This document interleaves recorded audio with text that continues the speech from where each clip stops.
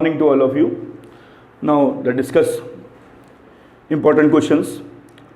First question is, let A and B be sets if A intersection X, B intersection X equal to phi and A union X equal to B union X for some set X, prove that A equal to B. बहुत important question है ये, और second question बिल्कुल same उसी तरीके का है, तो मैं आपको केवल क्वेश्चन नंबर 1 बताऊंगा और बी सेकंड को आप खुद करेंगे। तो पहले मैं क्वेश्चन नंबर 1 को आपको समझाता हूं। सबसे पहले हम लोग को क्या चीज दे रखी है, हमको दे रखा है ए और बी दो सेट है। इफ ए इंटरसेक्शन एक्स और B intersection X equal to five, तो आप क्या काम करो, इसमें इस यूनियन को लेके चलो। ये दोनों चीजें आपको दे रखी हैं और प्रूव करना है कि A equal to B. A equal to B का समझाने का तरीका मैंने आपको बताया था, A contain in B and B contain in A. अगर ऐसा कुछ आ जाता है तो हम लोग बोल सकते हैं कि दोनों सेट इक्वल होंगे। तो पहले हम लोग A union X equal to B union X को लेके चलते हैं, ये आपको गिवन है। अब मैंने क्या काम किया इसमें, अब इंटरसेक्शन का यूज करना है, तो जाहिर सी बात है इंटरसेक्शन का यूज तभी होगा जब हम इनमें से कोई ना कोई स्टेप में इंटरसेक्शन करें। तो आप क्या काम करिए, एक बार आपको क्या प्रूव करना है, ए और बी। एक बार हम लोग इंटरसेक्शन कर देते हैं इसका ए के साथ और एक बार हम लोग इंटरसेक्शन कर देते हैं बी के साथ। तो पहले मैं इसका ए के साथ इंटरसेक्शन करता हूं, तो A intersection A union X equal to A intersection B union X. अब इसको सॉल्व करते हैं, ये क्या होगा। अब आप ध्यान से देखिए बच्चों, इसको ध्यान समझिए। ए यूनियन एक्स है, ए यूनियन एक्स का अगर ए के साथ हम लोग इंटरसेक्शन करते हैं तो क्या आएगा बच्चों, केवल ए आएगा। ए यूनियन एक्स का अगर हम ए के साथ इंटरसेक्शन करते हैं तो क्या आएगा, ए आएगा।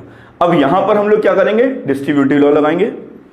ए intersection B union A intersection X. मैंने आपको डिस्ट्रीब्यूटिव लॉ सिखाया था, ए इंटरसेक्शन बी फिर union A intersection x.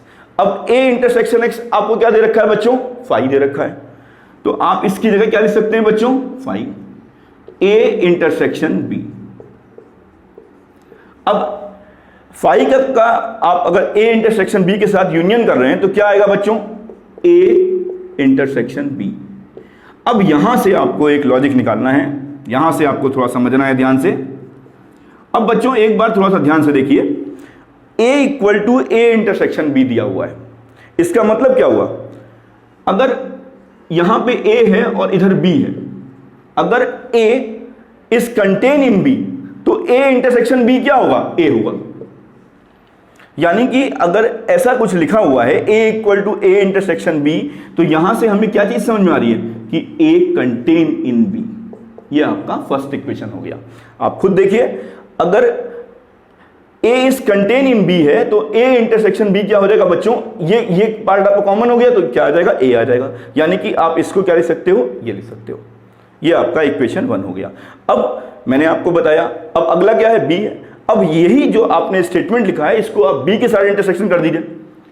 b intersection a union x equal to b intersection b union x।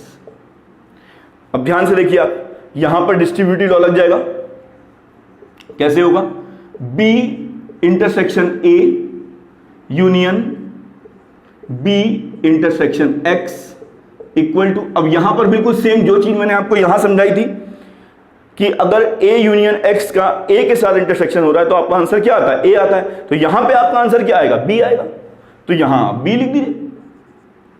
अब आप ध्यान से देखिए, b इंटरसेक्शन x को आप क्या लिख सकते हैं, 5। तो यहां 5 लिख दिया मैंने। b intersection a union 5 equal to b।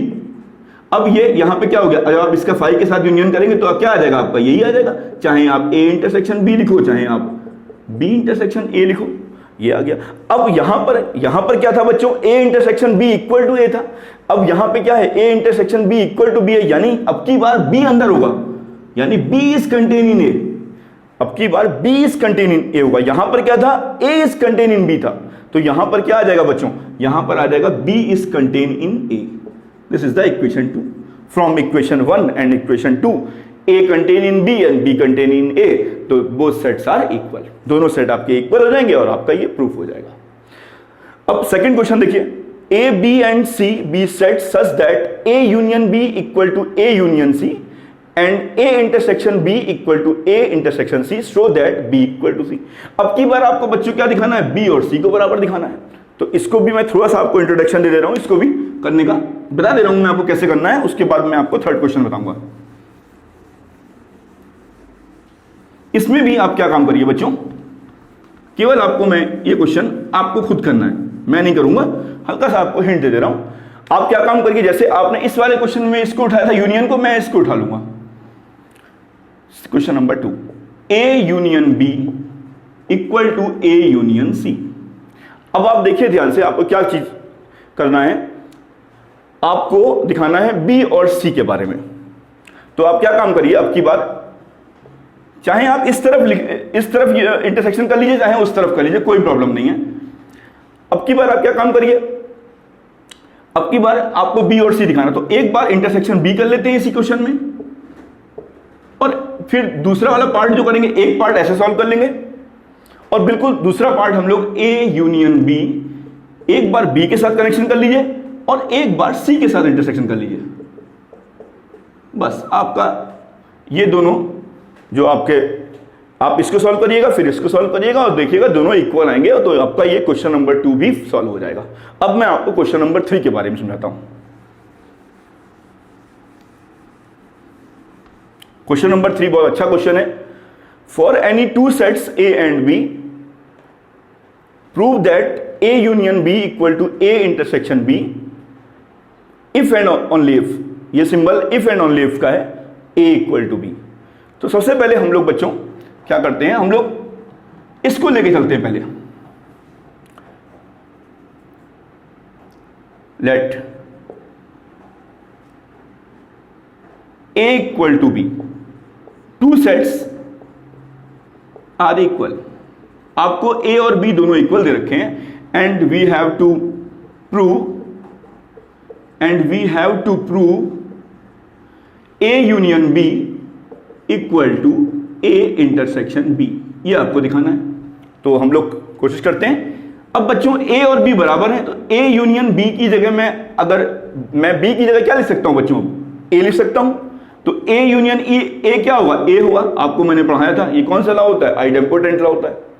बिल्कुल ऐसे ही A इंटरसेक्शन B को मैं क्या लिख सकता हूं, A इंटरसेक्शन B को मैं क्या लिख सकता हूं, A B की जगह मैंने लिख दिया A, तो A इंटरसेक्शन A। तो ये दोनों के दोनों आपके आइडेम्पोटेंट लॉ से दोनों इक्वल आ रहे हैं। तो यहां से ये चीज प्रूफ हो गई कि अगर दो सेट इक्वल हैं, if A and B are equal then A union B equal to A intersection B। तो ये आपका प्रूफ हो गया। लेकिन अब आपको उल्टा दिखाना है, क्योंकि यहां पर आपको इफ एंड ओनली इफ लिखा है। अभी मैंने क्या काम किया है, इसको लेकर के ये प्रूफ किया है, अब मैं इसको लूंगा और ये प्रूफ करके दिखाऊंगा। तो नाउ द सेकंड, इसी में अब मैं क्या काम करूंगा, वी नो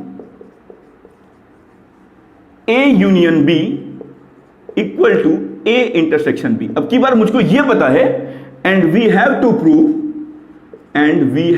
प्रूव, ये आप इक्वेशन 1 मान लीजिए, बंद कर लीजिए, and we have to prove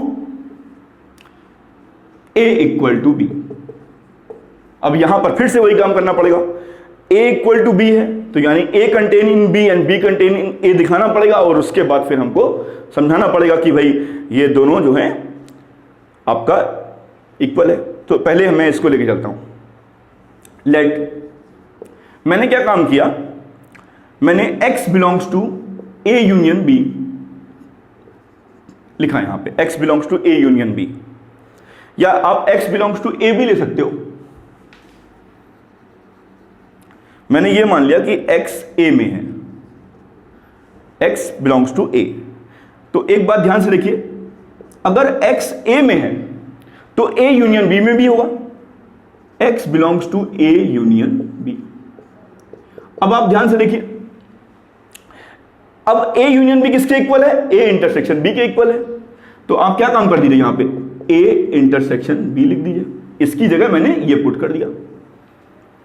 अब मैंने आपको बताया था किस तरीके से लिखना है, x belongs to A intersection b लिखा हुआ है, तो इसको क्या लिख सकते हैं, x belongs to a and x belongs to b।